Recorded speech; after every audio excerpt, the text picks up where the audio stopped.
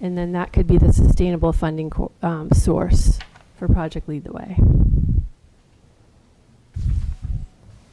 And it features hands-on collaborative learning, students engaging in real world challenges, fostering creativity, teamwork, and problem solving. There's teacher training and support, and Project Lead the Way provides professional development to equip educators with STEM teaching strategies. College and career readiness is part of Project Lead the Way, preparing students for higher education and careers in those pathways. We have selected engineering. Cambridge International. This is a structured K-12 curriculum. We're starting in 6th grade, so we're working with the middle school and high school curriculum, and it's a structured pathway building on students' skills. It fosters critical thinking, research, and collaboration, and it's a pathway that has pre-advanced work. The courses progress until students are in 11th and 12th grade, and then they can take advanced and O-level courses, which are the college credit bearing courses. Cambridge International is recognized internationally. These are some of the courses within the environmental science pathways that we are considering.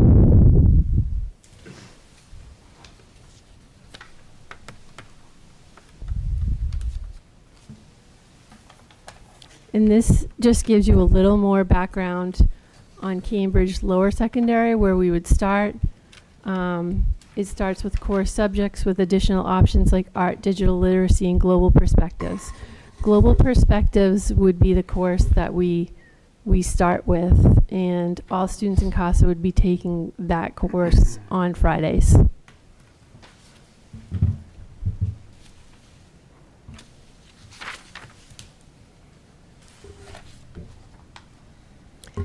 In the upper secondary, like AP, these courses come with exams. They offer 70 subjects, allowing for personalized study pathways, and emphasizes practical application, research skills, and global perspectives.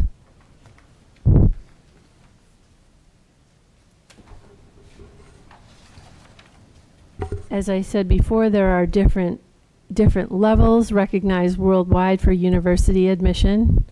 Courses emphasize independent learning, critical thinking, and subject mastery. Students can earn the Cambridge ACE certificate, Advanced International Certificate of Education, diploma by completing courses across different subject groups up to 30 credits.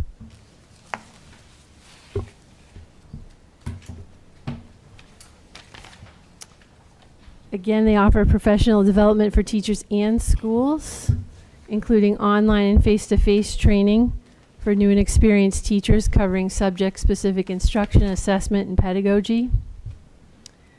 They offer professional development qualification PDQs, we call them PDPs, certifications that enhance teaching and leadership skills, workshops, webinars, and school support services. Like AP, districts can use their own textbooks, but Cambridge offers official textbooks. We would only be starting with one high school course that would require looking at Cambridge curriculum, and our assistant director of science is looking at that right now. She's receiving the information. And then last, I just want to share with you that multiple community partners were involved in the design and development of the CASA school model. Some of them include, like I said, Northeastern Marine Science Center, Company One, Lynn Music Foundation, Lynn Museum and Art Center, Raw Arts, North Shore Community College, Tufts University. I know I have forgotten some, but there were many, many people helping us with the development of the school. As the school develops, we'll look for ways to partner with these and other organizations to supplement curriculum programming at CASA.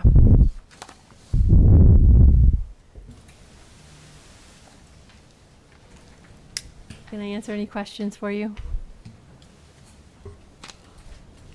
Member Dugan? First of all, thank you for the presentation. It's really exciting to me to so we've been talking about this for so long, and to see it kind of come to fruition now tonight with the courses we'll be offering and everything. It's really exciting to me, so I'm really excited about that. The one thing swirling around my head is a little bit, this grade 9 that's coming in, this will be our first group that needs to have a 2.0 in their core, and then a pathway for their graduation requirements. So can you just kind of explain a little bit about, so you mentioned how electives will kind of help them get there. Obviously, I think their humanities block will help them get there a little bit. So you can just explain a little bit more on how maybe electives are going to help with that, and like how what that's going to look like for these students.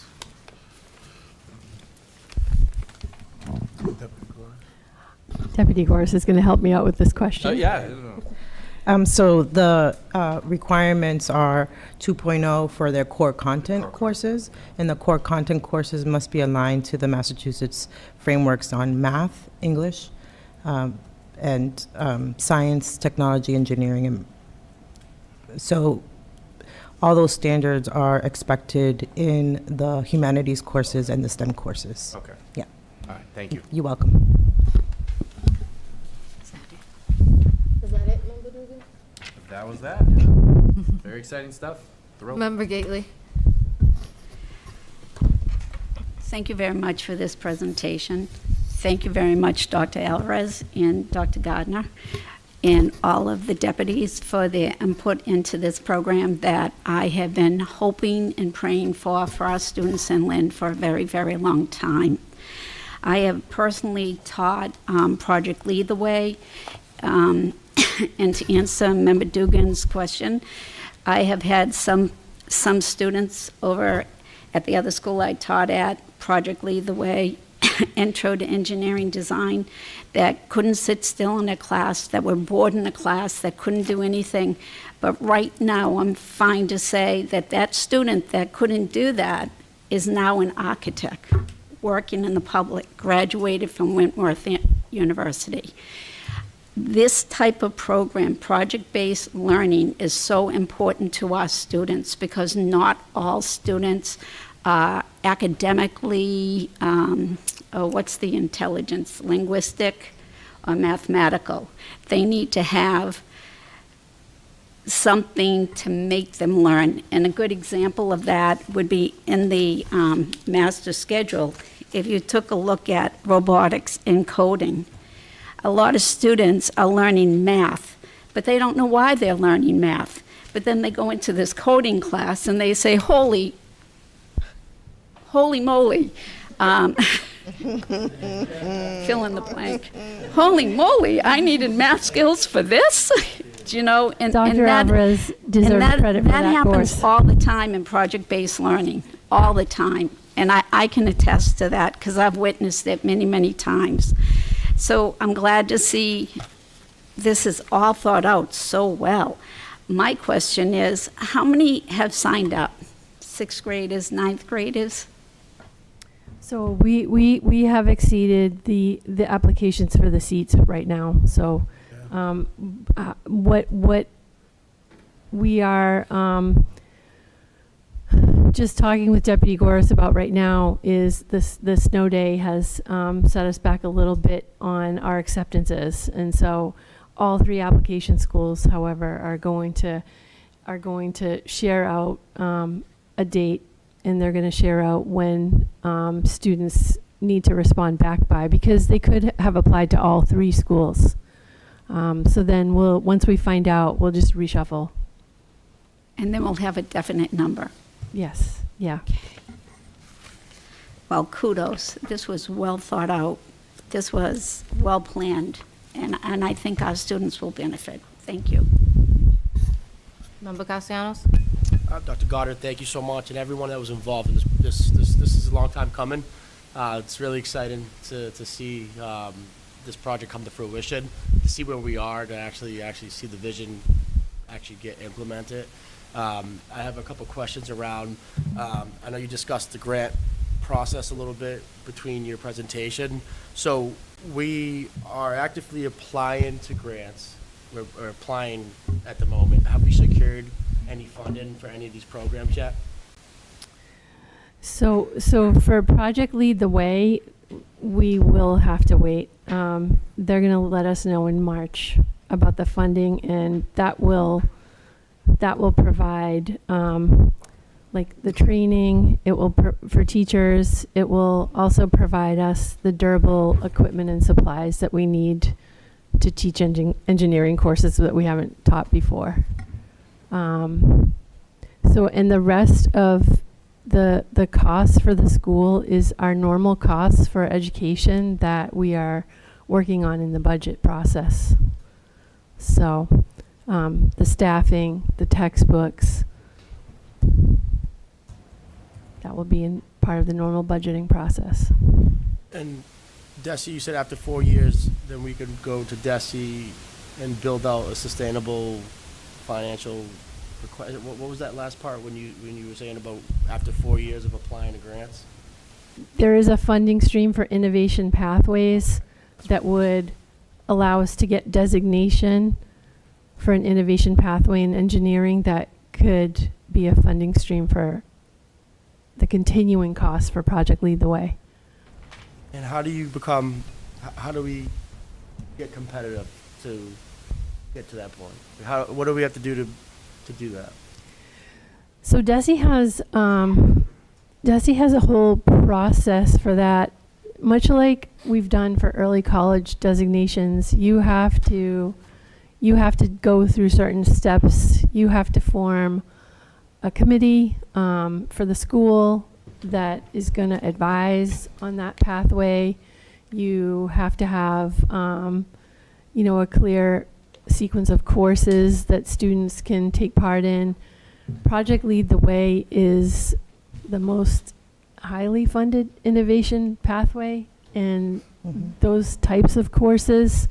And so I think that we're taking a good step by going with them because I think they're trusted courses, and the curriculum resources that come with Project Lead the Way courses are almost overabundant, which is great because teachers will have that in their hands and they can choose, they don't have to use every single part of the resource, but they have enough resources with that type of course that you're teaching a topic for the first time, you get training, you get an abundance of resources, and the results are going to be much better for students. So have we done a budget breakdown, like a cost analysis if we don't get the grants, and we're going to have to obviously come up with the money for the equipment? Have we looked at what those costs are going to look like? And I'm not familiar with what exactly those equipment costs are going to look like.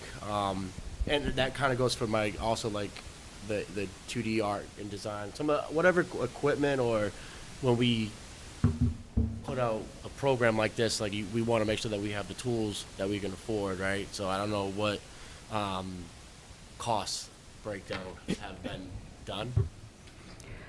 Yes, so we started this process last year in terms of putting the team together to create the item specifications for the science labs, which means like what equipment needs to be there, having all the price points for the different and specialized equipment. And so ISD is also working with us to make sure that the infrastructure in the building, right, supports the type of equipment. So we've been working in a number of ways, not only with the curriculum team to develop the price. So there are costs to the curriculum, the equipment, as well as the renovation and build out of the spaces to ensure that we can actually deliver the type of instruction and the type of courses that Dr. Gardner shared.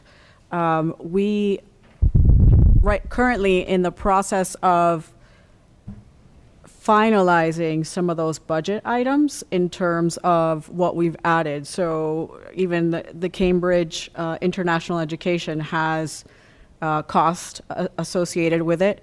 And so we will probably be able to provide all of those broken down numbers when we give you the first budget, right, for this year. It'll all be included in there. Member Reed? Clarification question. So for the core classes, is it all going to be Cambridge International now, or are we still using some curriculum from illustrative math, et cetera, from other, like the other middle schools?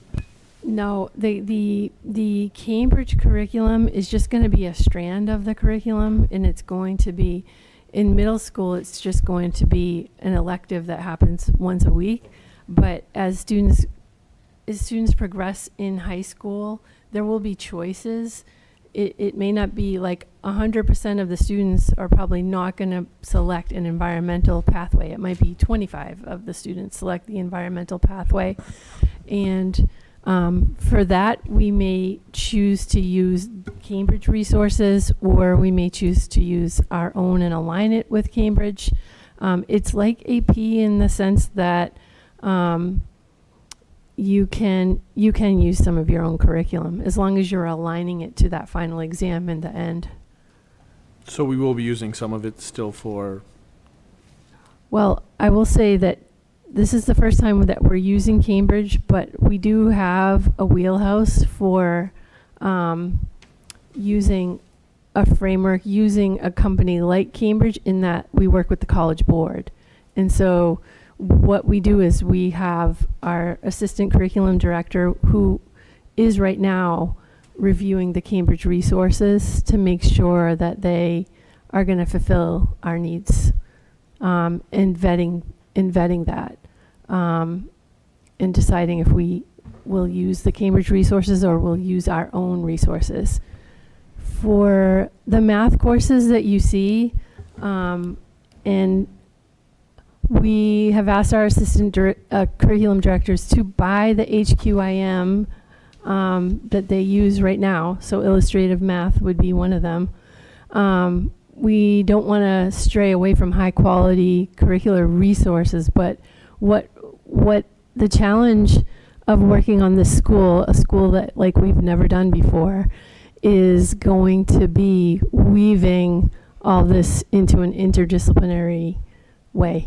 And so that's project work for our instructional departments to work on together. So that's curriculum, MLE, special ed, innovation, all working together. And I am pursuing grant opportunities to help us keep moving forward on working on that, because it will be work to create the student experience that we want, which is interdisciplinary and project-based. Thank you. Member Pena? Thank you, Dr. Gardner, for the presentation. I enjoyed it. I want to thank Deputy Goris, all the stakeholders, everyone involved in putting this together. I am excited for our students. Just thinking about it's a game changer for many families.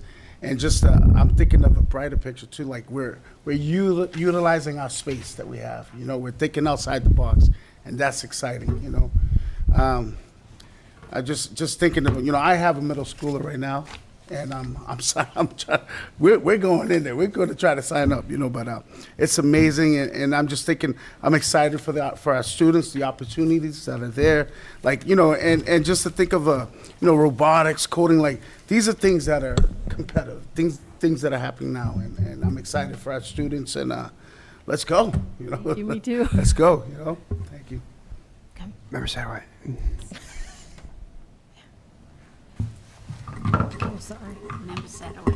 Thank you. Thank you for your presentation again. It was great. I'm excited about all of these program of studies as well. I just had a couple questions that I had as well. This is related to like recruitment. I'm wondering if what the plan is for attracting qualified educators specialized in the STEAM subjects to this CASA program. I know that we see challenges like trying to recruit for LVTI, for our trades there. And so what kind of makes this different? We are going to post these positions like we will with all positions for all schools, and looking for qualified candidates. This is something we, again, have shared with Sheila O'Neill, some job descriptions that can communicate to teachers what kind of school this is, and why it's different. And that's something that we have to work on with LTU to review those and review those potential postings and edit them so that they work. But that would be the way that we communicate it. And you know, I have been encouraged already by just, you know, some questions that we've had from teachers in the district who are curious about the school. And I think that teachers who are attracted by this type of learning will want to come to this type of school. And then in regards to the professional development, because there's specific programs, are there going to be specific training programs to prepare these teachers for the interdisciplinary approach? And considering these specialties, are they going to cost the district more? So we already do have a contract with the Centers for Artistry and Scholarship, and they are going to provide some training for teachers in the school, the teachers who are ultimately hired in the school. We took some training. We took a lot of training with Centers for Artistry and Scholarship, and they really help you with the mindset of how you work together with other subject areas to find those linkages, those interdisciplinary links. So we have that, but in addition to that, with Project Lead the Way, we are going to have specific training that teachers who are hired, they'll be hired with the understanding that we need to give you Project Lead the Way training. And then just lastly, I was just curious on the staffing ratios, like for the support for the students. So in the first year, we have already mapped out a staffing plan. We have mapped out a room utilization with the staff. We have looked at how much staff it would take to have like that early, late shift. We may have a little, I don't want to say we have an overly generous staffing amount, but I think that we're looking to make sure that we have enough staff so that in the first year, they have enough staff to really infuse that building with the STEAM and work with each other to build up that STEAM curriculum. So, I mean, I think that we can get into more details as we go through the budget process as to how many teachers are going to be at the school. And we're thinking like we would for any other school about the MLE and special ed staff that we may need. And that will be depending upon the students that come to the building.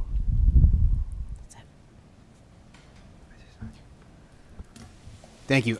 I just wanted to add my gratitude for the team working on this, Dr. Alvarez, Dr. Gardner, and all the many partners, many faculty and staff that participated in the design sessions that's now taken a couple of years almost. It is, I think if we all take a step back here, this is a remarkable journey that the Lynn Public Schools is on, and there's a lot left to do, right? And a lot of questions that we still have, but the fact that we're here with a space, with a plan, with a curriculum, with the confidence of our families, for it to be oversubscribed, is a really exciting moment, and I think just a great example of the district's ability to innovate and offer choice to our students, and our faculty's ability to work with us to do that and to help us figure that out, and shows, I think, the spirit this district has to be able to adapt and change in a really challenging educational environment. And it can't happen with that kind of collaboration. Everybody in the LPS, our partners here, the faculty and the teachers union, as well as the support we've gotten from the council to make some of these investments. We just got we just got another transfer through to be building the budget for some of the building investments that are needed, and then obviously the support on the school committee. And when we're looking at the budget, we can't do these kinds of innovations without having the budget that we do. And so I think as we move forward, we should keep that in mind. This progress and this innovation requires a lot of investment, and we need to be able to protect that. So thank you for everybody what you're doing. Thank you.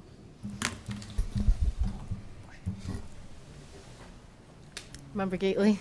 I'd like to make a motion to accept this program of studies for CASA Second. and move it to the full committee. I was going to say that right afterwards. Member Satterwhite? Yes. Member Dugan? Yes. Member Gately? Yes. I'd like to make a motion to adjourn. Second. Member Satterwhite? Yes. Member Dugan? Yes. Member Gately? Yes.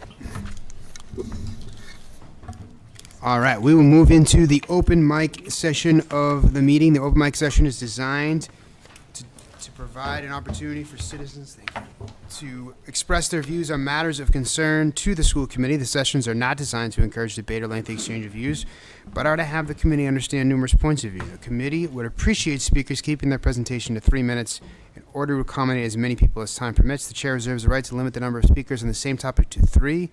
All speakers must be at least 18 years of age or enrolled in high school in the Lynn Public Schools District and having discussed their views with a student government representative. The chair reserves the right to rule the speaker out of order if they feel that the speaker's comments are personal in nature. If a speaker's comments are directed at a school committee member or a member of school administration in attendance, that member, through the chair, may address the individual. We do have some folks signed up here. The first one is Ezaritum Fortego, and you can correct my attempt at your handwriting when you begin. But if you live at 149 President Street, you're up. Got this.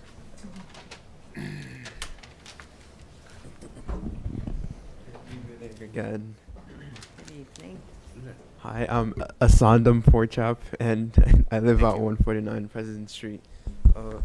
I am a senior at Lynn High School, and I am here again with the Neighbor to Neighbor Youth Committee. And I just want to start off by sharing why our group is here again today. And we're here to show just how important the extracurricular issues is, and why we are advocating, for us and our peers and our beliefs.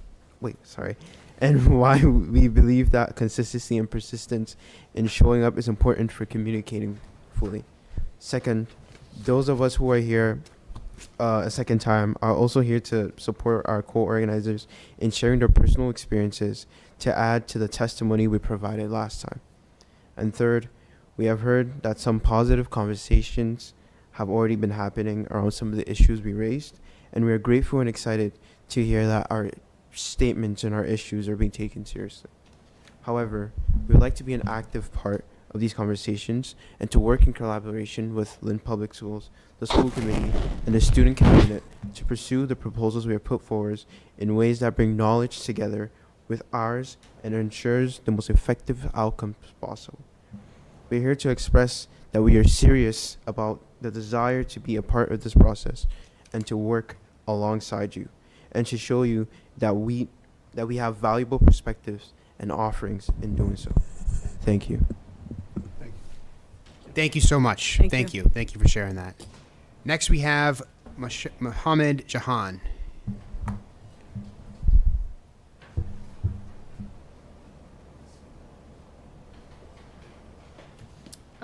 Good evening, everybody. My name is Mohammed Jahan, and I live at 12 Bruce Place in Lynn, Massachusetts.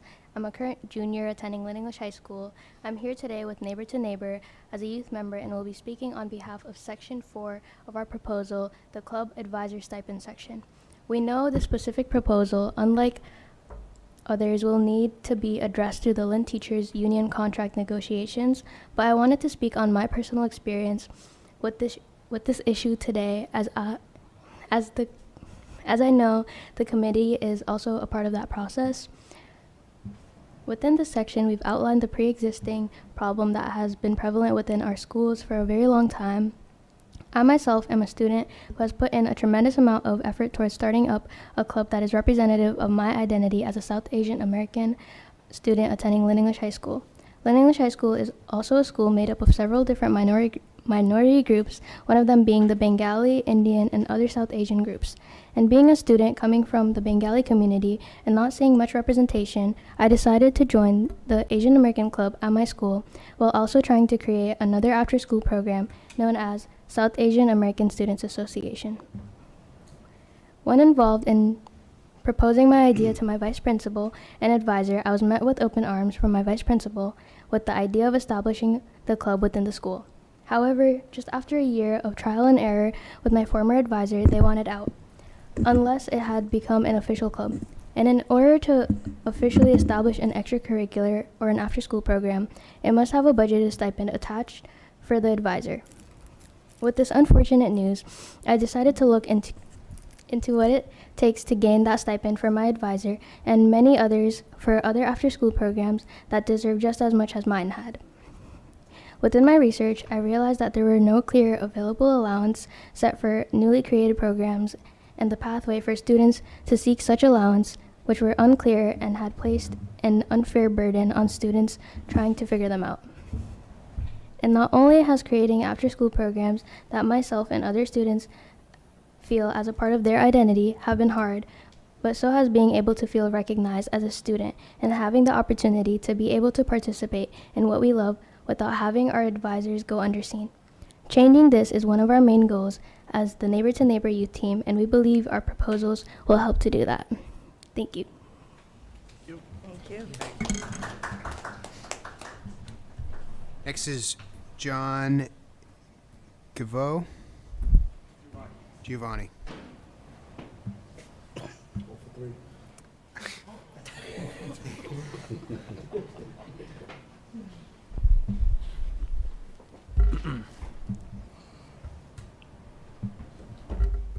Good evening, everyone. My name is John Giovanni. I live in Lynn, am a senior attending Lynn English High School, and I'm here today as part of the Neighbor to Neighbor youth team to further address this problem of limited, disorganized extracurricular funds, in particular materials, through sharing my own experiences. One of the clubs I am part of is the school's math team. There we come together, our tight-knit body, to practice some problems similar to the ones we expect to see in the competition that is upcoming. While this isn't inherent,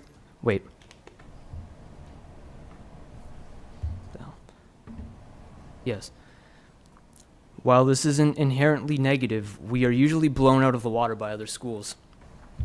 I cannot for certain identify the cause, though I know our opposition has a stronger grasp of the material. I therefore found myself yearning for solutions, one in particular being textbooks, such as the Art of Problem Solving series, that relate to the concepts we anticipate to play with. These books are especially useful since some of their purpose is to prepare students for, say, the American Invitational Mathematics Examination, a nationwide competition. However, these aren't resources everyone may be willing to purchase, either out of fear that they will not use it fully or because of their price, which is a hefty $50 per.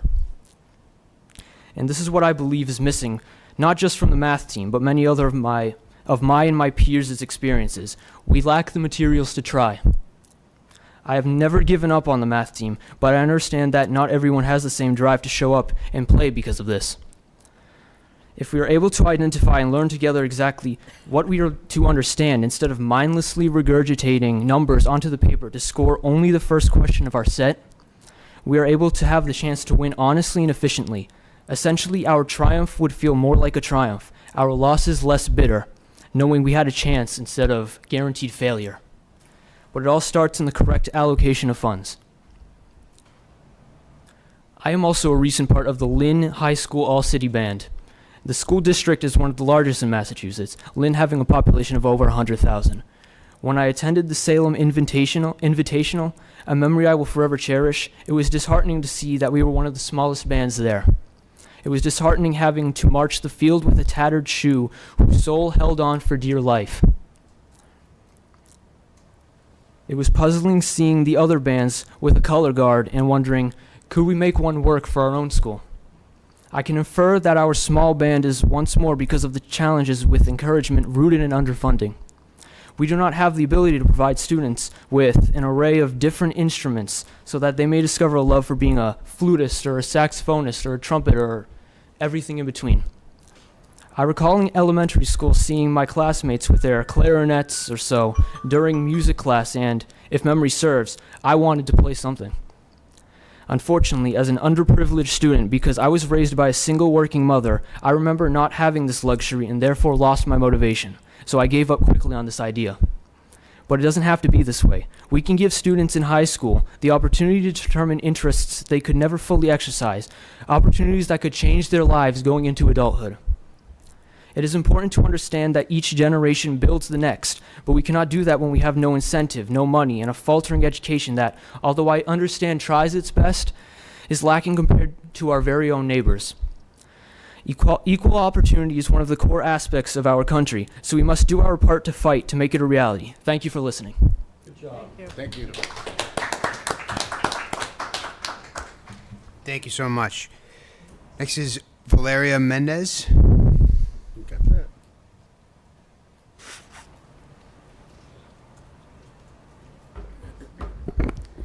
Good evening, my name is Valeria Mendez. I live at 52 Graves Avenue in Lynn.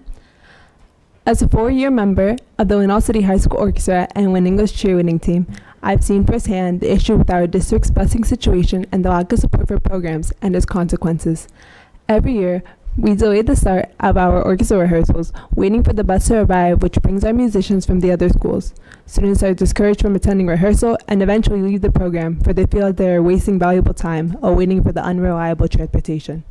Also, we do not have enough instruments to loan to our students, leaving them to buy one or rent it with their own money, creating a barrier for many to join the orchestra.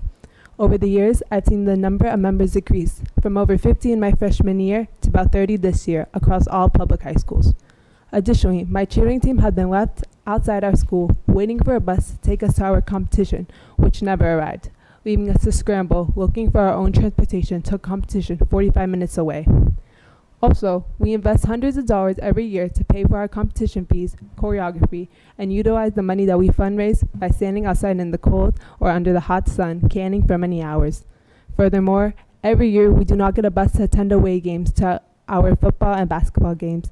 Our players are left without anyone to cheer for them, especially when games are far from the city, leaving them to feel discouraged and our cheerleaders to feel frustrated. How are we supposed to fulfill our role of uplifting our fellow athletes and showcasing school pride if we are not provided the necessities to do so? Having experience in this space, sitting alongside you at these school committee meetings as a student representative, I've witnessed the need for youth engagement. As a community, we should not just look towards bettering the future with our academics, but act now for the present, supporting our school's extracurricular programs. Research by the National Center for Education Statistics found that students involved in such activities exhibit higher attendance rates, better academic performance, and increased aspiration for continuing education beyond high school. As you've heard with our experiences, it is time to tackle this issue that has been prominent for so many years. It is essential to provide our students with the support they need to support their passions and gain experience doing what they love.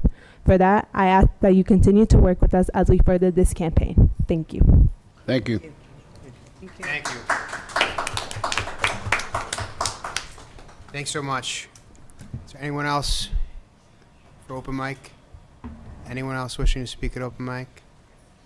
Last call for open mic, and we will close the open mic portion of the evening and move into the third regular school committee meeting. Roll call, please. Member Castellanos? Present. Member Dugan? Present. Member Gately? Present. Member Pena? Present. Member Reed? Present. Member Satterwhite? Present. Mayor Nicholson? Present, and then we also have Kyla Chajon, who is returning as our student representative, and from a scheduling change, so she could attend the ceremony for the Posse Foundation.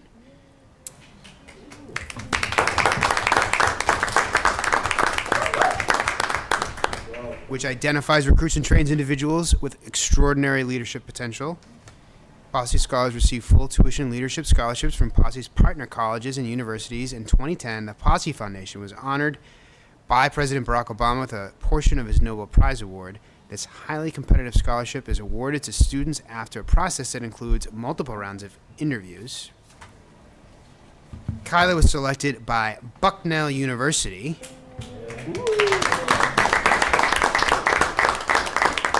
to receive the scholarship along with 9 other students from the Boston area. This speaks to her hard work, dedication, and demonstrated leadership abilities. Welcome, Kyla. Excellent. All right, if you are able, please rise for a salute to the flag and remain standing for a moment of silence. Pledge allegiance To the flag of the United States of America and to the republic for which it stands, one nation, under God, indivisible, with liberty and justice for all. Please remain standing for a moment of silence in memory of Antoinetta Casella, lunch aide, passed away February 7th, 2025.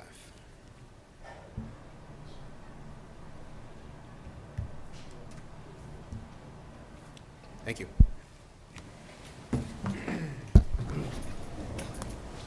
Next are the minutes. I'd like to make a motion to Second. wake up. Sorry. Accept the curriculum subcommittee meeting on January 30th, 2025, policy subcommittee meeting on January 30th, 2025, and the secondary regular meeting on January 30th, 2025. Second. All in favor? Aye. Opposed? Ayes have it. Presentations. Thank you. This evening, we have the District Guidance Department, Ms. Donna Doucette, who took over this position in November of this past year. And just a correction for the record on the agenda, her title is District Guidance Counselor.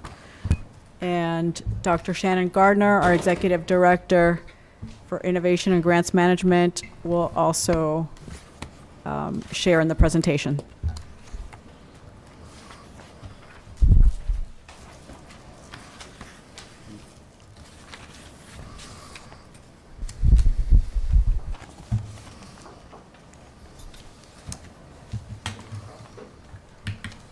Alrighty.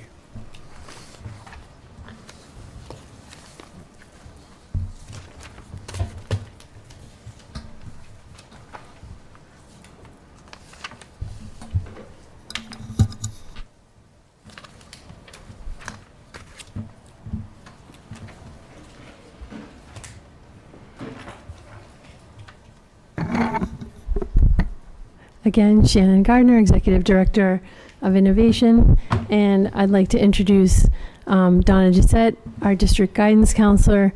I just want to take a moment to say that I have praised Donna before to this committee many times for her work with the Celtics partnership. I'm so proud of her work and so grateful for all her contributions to LPS as a guidance counselor, and as someone who did an incredible amount of recruiting for Early College Promise, Early College. She's been so supportive of programming and the Celtics partnership. And then I will turn it over to Donna. Thank you. Thank you, Dr. Gardner. I don't want to be a cliche, but is this thing on? No. Just to give you a little bit of background on me, again, my name is Donna Doucette. I am God only knows what generation Lynner I am. But I can tell you that I am a 3rd generation attendee of Lynn Classical High School. I have to say attendee instead of graduate because in 1937, my grandmother walked into her typing class and ran away very nervously to the GE to get a job, not as a typist. So that is a little bit of family lore for you. But my mother and I both graduated from Classical High School. I am honored to take this job. I have a great deal of passion and love for this city, working with kids. I've worked in the Lynn Public Schools since 1998. So I'm now working with the children of the students I first had, which is always so exciting. But I am very excited for this new opportunity to work with the guidance offices citywide. I think that this is something that, is very, very useful. And as I present this to you, you're going to see some of the reasons why I think this is valuable and some of the work that I have done and that I will still continue to do. So as requested by Dr. Alvarez, I will be discussing the landscape of our school counseling processes. This recent assessment aims to provide a comprehensive overview of our current school counseling practices, identify areas for improvement, and guide future planning. We sought to identify opportunities for enhancement to help ensure that our services are effectively meeting the needs of our diverse student population. To gather valuable insights, we conducted a series of meetings with our middle and high school guidance counseling teams. These meetings provided a platform for counselors to share their experiences, challenges, and successes. Key topics included current counseling practices, discussing an overview of the methods and strategies currently in use, student needs, identifying the most pressing needs of our student population, resource allocation, evaluating the availability and utilization of resources, and collaboration, assessing the level of partnership between counselors, teachers, and administrators. Guidance department counseling services are essential in helping students navigate the complex landscape of post-secondary options. These services provide personalized support, helping students identify their strengths, interests, and goals. By offering one-on-one counseling, workshops, and resources such as the MyCap curriculum, we empower students to make informed decisions about their future. To meet the diverse needs of our students, our guidance departments focus on several critical elements, including individual counseling, providing personalized meetings to discuss academic goals, career aspirations, and personal challenges. Career exploration, providing tools and resources to help students explore various career paths and understand the education and skills required for these. College planning, providing assistance with college applications, financial aid, scholarships, and standardized tests. Academic support, assisting students with annual course selection, emphasizing strong study habits, time management to ensure academic success. And social and emotional support, providing a safe space for students to discuss personal issues and develop coping strategies in partnership with our school social work teams. To deliver the best possible services, we are working to align our processes to be effective and efficient, with a special focus on streamlined communication using digital tools. Lynn Public Schools' introduction of the district guidance counselor role aims to enhance the overall quality and effectiveness of school counseling services throughout our great city. This new role focuses on several key areas. As district guidance counselor, I will support the delivery of comprehensive counseling services across all schools in the district. I will collaborate with guidance teams to establish clear priorities addressing the most pressing needs of students, including academic support, career planning, and personal development. I will work to implement efficient and effective methods for delivering counseling services, utilizing both in-person and digital platforms to maximize accessibility. I will work to enhance communication channels with students and their families to ensure they are well-informed and feel supported throughout their educational journey. Through collaboration with Marissa Angeli, our Early College Pathways Project Manager, guidance teams will continue to develop the MyCap curriculum and integrate students' personal reflections on their college and career aspirations into the counseling program to provide structured and comprehensive career and academic planning. We will deliver ongoing support, training, and professional development opportunities for school counselors to ensure that they are equipped with the latest knowledge and skills to meet the needs of their diverse population of students. Positive trends. The established middle school cluster model fosters strong relationships between guidance counselors and other school staff, facilitating smoother transitions for students from elementary to middle school. Guidance departments take great pride in their relationships with community organizations such as Mass Hire, Raw Arts, Girls Incorporated, Upward Bound, La Vida Scholars, TRIO, and the Lynn Hispanic Society, to name a few. These collaborations enhance the support and resources available to our students. Our guidance departments offer a wide range of services to meet the needs of our students, including individual, small group, and large group sessions at both middle and high school levels, tailored to meet the diverse needs of our population. Guidance departments organize on-the-spot admissions events with local colleges, such as North Shore Community College and Salem State University, allowing students to streamline their application processes and receive immediate decisions from college admissions administrators. Our counselors arrange field trips to colleges and college fairs to expose students to various higher education opportunities and help make them aware and to facilitate more informed decisions about their post-secondary education. Our high schools provide summer programs featuring campus tours, college application support, financial aid awareness, giving students the opportunity to see college environments and plan for their future academic endeavors. Areas of needs. In 2025, our guidance departments are presented with both challenges and opportunities.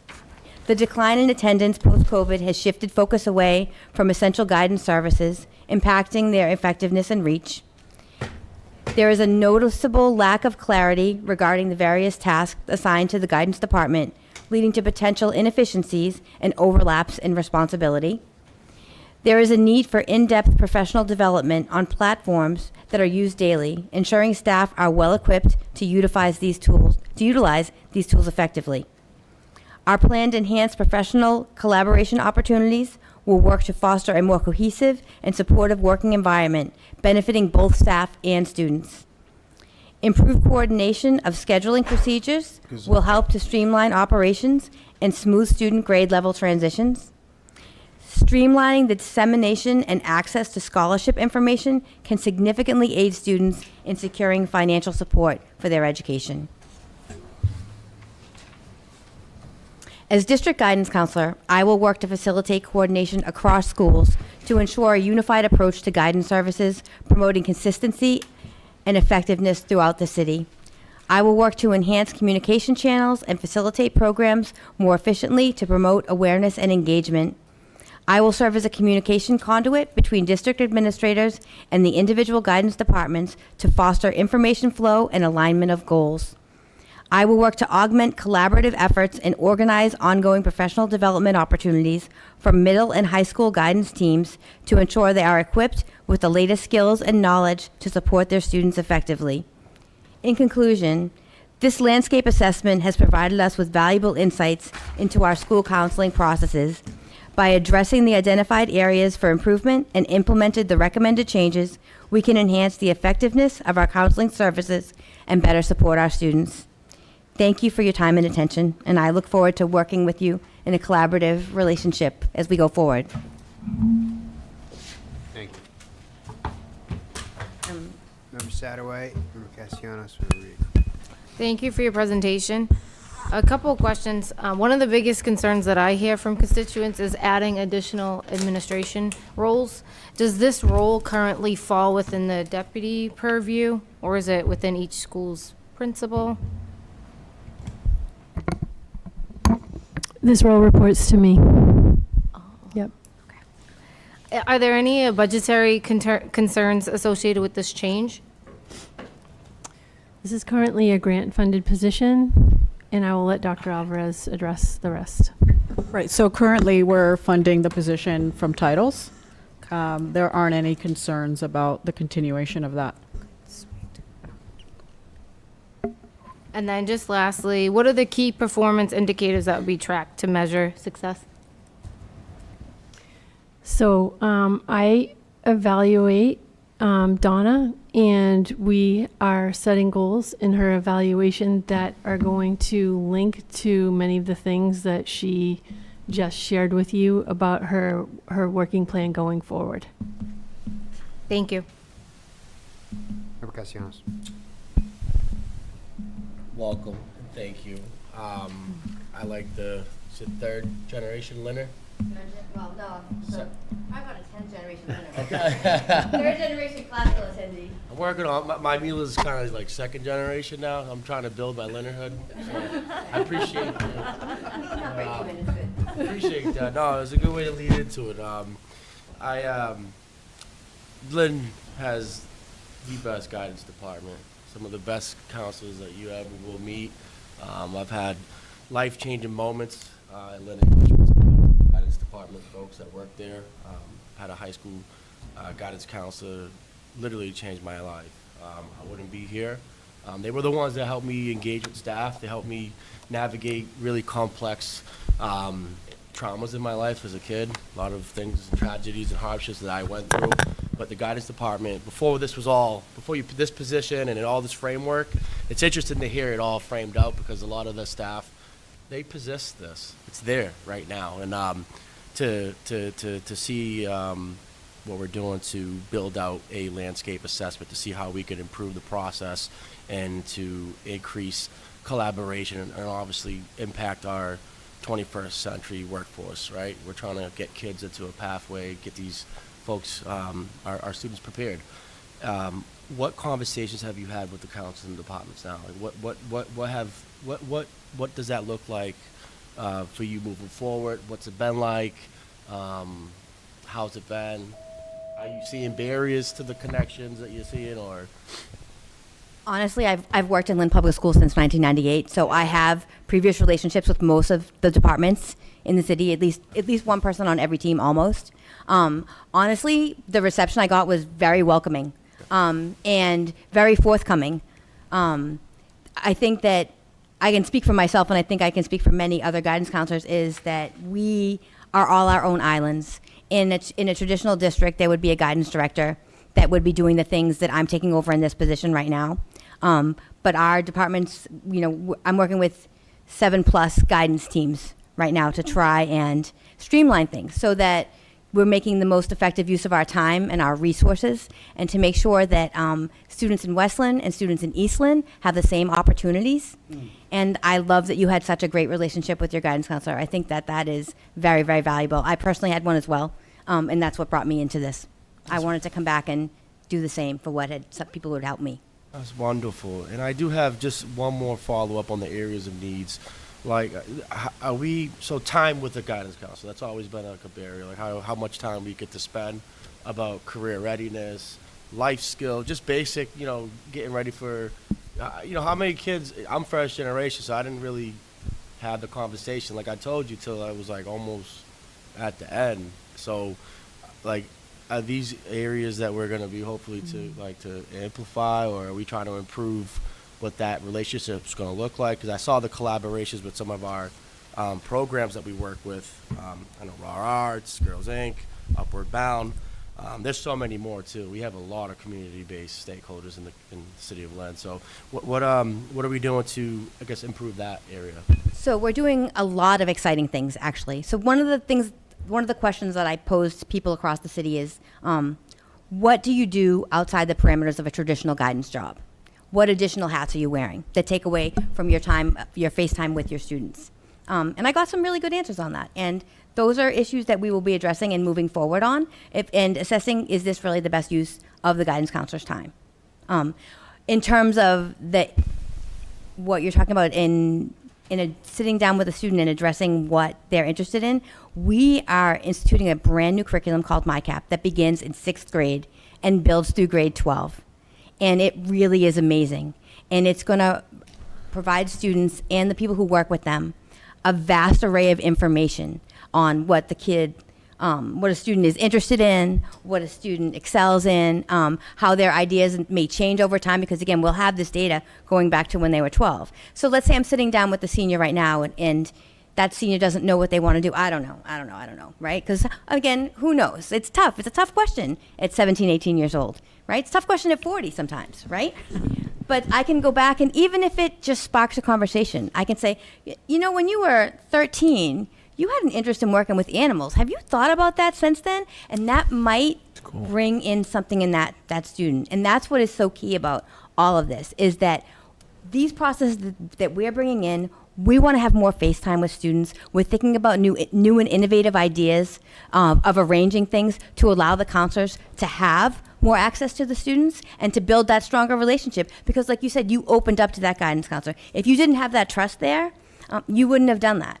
So that's what we want to foster. We want to foster a relationship that builds, and so that when they get to that point where they're making that first really big decision of what they're going to try first after high school, they feel supported and listened to, as well as, you know, helped along the way. Thank you. Member Reed. I like my guidance counselor too. I don't know. I wasn't going to mention any names, Sean. I hope you're still there when my son's there, so. Oh, thank you, Sean. You're very sweet. But no, I'm seriously excited you're in this role. My guidance counselor fired me and you took me on, so true story. Sorry. Something I hear about sort of anecdotally, I don't know if there's much truth to this, but from talking with friends who both went to schools and also constituents with kids in the schools now, there's a sense that like I think all our guidance counselors are great, but that are sort of overburdened, but that when it comes to like college options, I think we do a really great job with the local schools, and I also think we really do a good job with sort of top tier schools. I think where there's sort of a gap there is mid-tier schools throughout the rest of the country.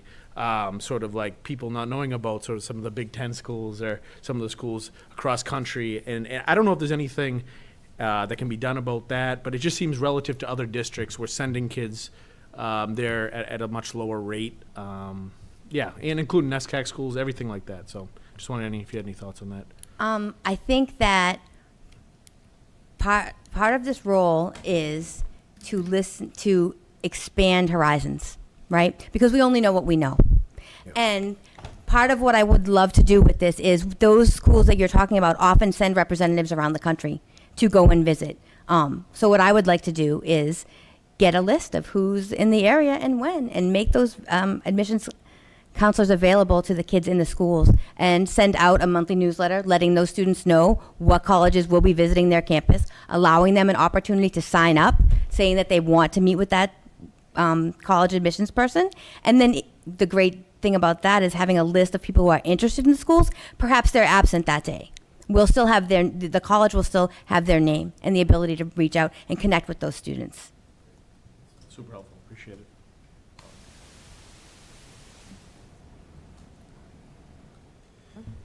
All right. Thank you so much for the presentation, and good luck, and thanks to the whole guidance team for everything too, and we're very excited for it. Thank you. Thank you very much. Thank you very much. Thank you. Thank you. Next item is a field trip request for Marshall Middle, grade 8, to go to Canopy Lake Park in Salem, New Hampshire on June 9th.